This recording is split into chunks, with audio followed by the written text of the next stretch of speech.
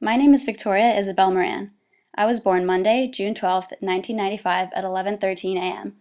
I weighed 8 pounds and 2 ounces and was 20 and 3/4 inches long.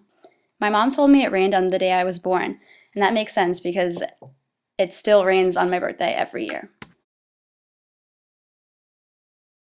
I've been told that starting at the sensory motor stage of life, I was always a really communicative child.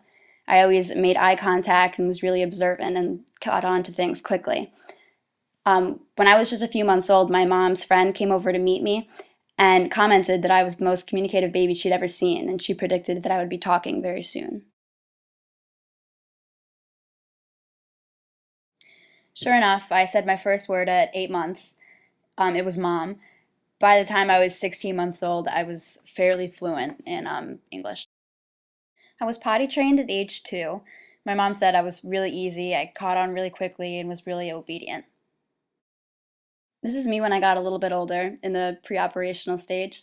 I was visiting Rome with my family, and seeing the Colosseum isn't really a chance that many kids get to have, but I couldn't really share in the excitement that my parents felt because I was just too hot and tired. This inability to feel what my parents were feeling was probably due to an underdeveloped theory of mind. Growing up, I did a lot of traveling with my parents and family, and I think that's another really significant event that shaped the person I am because to this day I still really enjoy traveling and learning about different kinds of peoples. So I think that starting early on really gave me the incentive to continue it later in life. As I moved into the concrete operational stage, I was really efficient and liked everything to be really organized. I've heard stories about me in the early schooling years, bossing kids around, kind of being like, just pick a crayon and live with it. I think that this egocentrism kind of didn't allow me to see it from their point of view. I started reading and writing pretty early too. I have this really vague memory of my first ever written word being the word bus. I used to read a lot, and my mom would sometimes tell me to write about what I read, so I think that probably contributed to a lot of how I like to read and write today. I was pretty accelerated in that area. By the time I was in second grade, I was reading at a fifth grade level. Growing up, my best friend was Olivia. Our families were really close because our dads met through tennis, and they became really close, so we saw each other all the time. We would do everything together. Her parents were like second parents to me, and even to this day, she and I are still really close.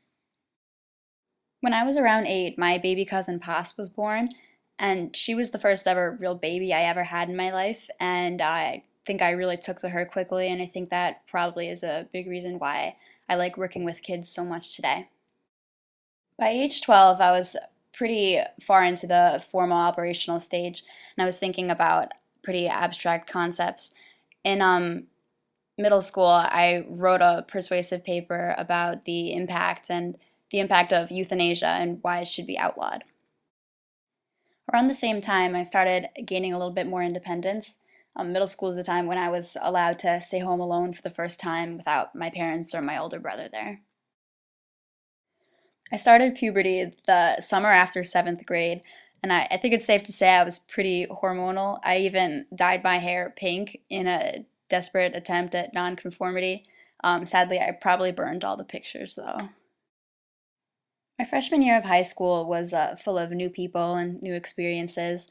I started playing field hockey freshman year and lacrosse, and I started taking harder classes and kind of taking school more seriously and just expanding my social horizons. I think my junior year was when I started really building self confidence. I started moving away from things I felt were holding me back, and I really think of that year of my life as kind of the extended event that kind of helped me to come into my own as a person and be happy with the person I am.